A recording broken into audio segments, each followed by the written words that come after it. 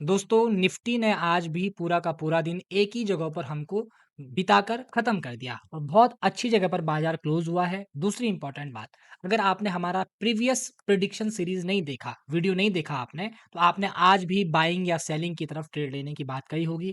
कई सारे लोग ऐसे थे जिन्होंने कहा भाई बाजार नीचे गिरेगा, न्यूज़ नेगेटिव है, लेकिन मैंने कहा था कि आप प्रीवियस बाजार को देख लीजिएगा। बाजार अगर सपोर्ट जोन के आसपास खुलता है तो उसी जगह पर होल्ड कर सकता है, बाजार एक ही जगह पर घूमता हुआ आपको दिखेगा और सेम लाइक कंडीशन बनी और बाजार आज जो भी ऑप्शन बायर और पुट बायर रहे होंगे, उन लोगों का काफ़ी ज़्यादा नुकसान यहाँ पर हुआ होगा।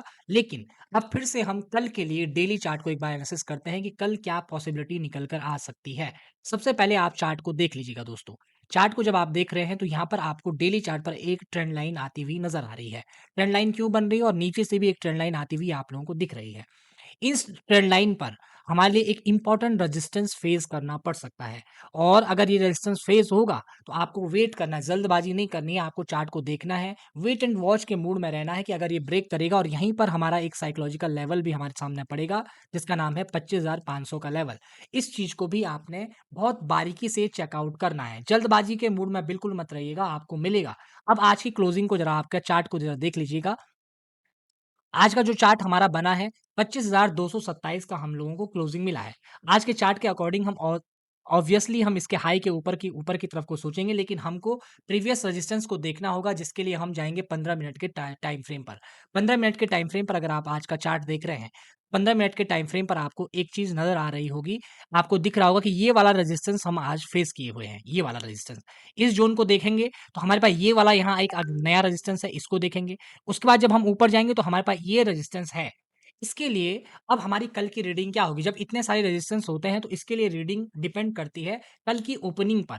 ओपनिंग क्या हमारे पास निकल कर आती है, क्योंकि सपोर्ट ज़ोन अगर आप ध्यान से देख रहे हैं, तो इस वाले ज़ोन को हमने एज़ ए सपोर्ट फ़ॉलो किया है। अगर मान लो कल हम गैप डाउन खुल गए, हमारी ओपनिंग हो रही, आज हमारी क्लोजिंग है 227 की, 25,227 की। मान लो हम नीचे खुल गए, 160 के आस-पास खुल गए, तो सेम कंडीशन बन सकती है अगर बाज़ार पहले ज़ोर ऊपर को लगाए।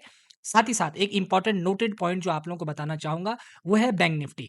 बैंक निफ्टी की जो हमें क्लोजिंग मिली है 56,625 की, यानी कि 500 के राउंड लेवल के ऊपर वो क्लोज हुआ है। तो उस पॉइंट को भी आपको ध्यान रखना है, क्योंकि अगर वो 500 के ऊपर ही रहेगा तो वो बाजार को नीचे नहीं आने देगा, यानी कि हमारा निफ्टी भी फिर इसी बीच में घूमता रह सकता है।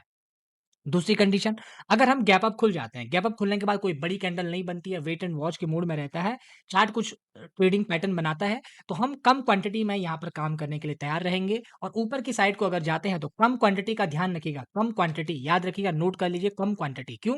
क्योंकि आप एक रेजिस्टेंस जोन पर हैं, 25,000 का रेजिस्टेंस है, डेली चार्ट का रेजिस्टेंस है, यहाँ पर एक रेड कैंडल बन जाए ऊपर जाने के बाद, कल अगर ऊपर को जाता है, परसों एक रेड कैंडल बन जाए, तो ये हम लोगों के लिए बहुत बेस्ट वन सेटअप होगा। मैं आप लोगों को बता रहा हूँ। और हाँ, अगर हम फ्लैट खुलते हैं जहाँ पर क्लोज़ हुए हैं, अगर हम यहाँ पर से धीरे-धीरे ऊपर की तरफ जाते हैं तो हमारे लिए ये रेजिस्टेंस ये सारे के सारे हमको फेस करने हैं। लेकिन हम कम क्वांटिटी में यहाँ पर काम कर सकते हैं और वो भी केवल और केवल ऊपर की साइड को। डाउन साइड को अभी अवॉइड करिए, अभी कुछ भी यहाँ पर देखने की ज़रूरत नहीं है। तो मैं उम्मीद करूँगा आप लोगों को ये जानकारी पसंद आई है और हाँ, कुछ पॉइंट आप लोगों को और बताने यहाँ पर ज़रूरी है कि बैंक निफ्टी का भी एक चीज़ आप लोग चार्ट को देख लीजिए भाई। बैंक निफ्टी के चार्ट को भी देख लीजिए, ताकि थोड़ा-सा वीडियो भी लंबा हो जाए और आप लोगों को जानकारी भी क्लियर कट हो जाए। बैंक निफ्टी का चार्ट देख लीजिएगा। बैंक निफ्टी में आज पहले ही मोमेंटम हम खुले दोस्तों ती 500 के राउंड लेवल के नीचे थे। ध्यान रखिएगा, हमारी जो ओपनिंग हुई थी वो 500 के राउंड लेवल के नीचे हुई थी, लेकिन हमारी पहली कैंडल ही हमको 500 के ऊपर लेकर जाती है। दूसरी कैंडल 500 के नीचे लेकर आती है, तीसरी कैंडल फिर से 500 के ऊपर जाती है और हम उसी बीच में सस्टेन कर जाते हैं। जैसे ही बाजार 500 के ऊपर सस्टेन हुआ, इससे क्लियर कट इंडिकेशन हो गया था कि अब बाजार यहाँ पर घूमने की कोशिश करेगा या प्रीवियस हाई के आसपास जाने की कोशिश करेगा, जो कि यहाँ पर गया भी है। और अब यहाँ ध्यान से देखिएगा, अगर मान लीजिए ये कल प्रीवियस हाई को ब्रेक करता है, पॉइंट को समझ लीजिए भाई, ये प्रीवियस हाई को ब्रेक करता है, इसका जो रेजिस्टेंस पॉइंट है वो है ये 57,000 का। कौन-सा है? 57,000 का यहाँ पर रेजिस्टेंस पॉइंट है, इस बात को भी ध्यान रखना है और ये 200 पॉइंट दूर है।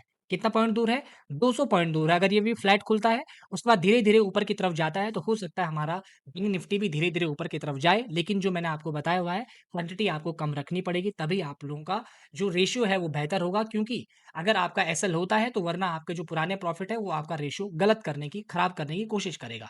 तो मैं उम्मीद कर रहा हूँ कि आप लोगों को ये सारे पॉइंट समझ में आ गए कि गैप अप, गैप डाउन और फ्लैट ओपन होने के बाद आपको क्या करना है। देखिए, ये मैं आपको ट्रेड लेने के लिए चीज़ें नहीं बता रहा हूँ, मैं आपको एनालिसिस समझाने के लिए कि आप भी उस एनालिसिस को करना सीखें कि कैसे ये चीज़ें हो रही है, अगले दिन बाज़ार वैसे ही कैसे परफ़ॉर्म कर रहा है। जब आप इस तरीके से काम को करेंगे तो आपको ये सिनेरियो बेहतर लगेगा और अगर ये सिनेरियो आपको समझ आ रहा है तो आप मोटिवेशन जिससे आपको वीडियो बनाने का मोटिवेशन मिल सके हमें, एक अच्छा कमेंट ज़रूर करिएगा और हमारे साथ बने रहें। मैं था राहुल और आप लोग देख रहे थे द इनसाइडर व्यू की निफ्टी प्रेडिक्शन सीरीज़। हमारे साथ बने रहने के लिए प्रेमपूर्वक धन्यवाद।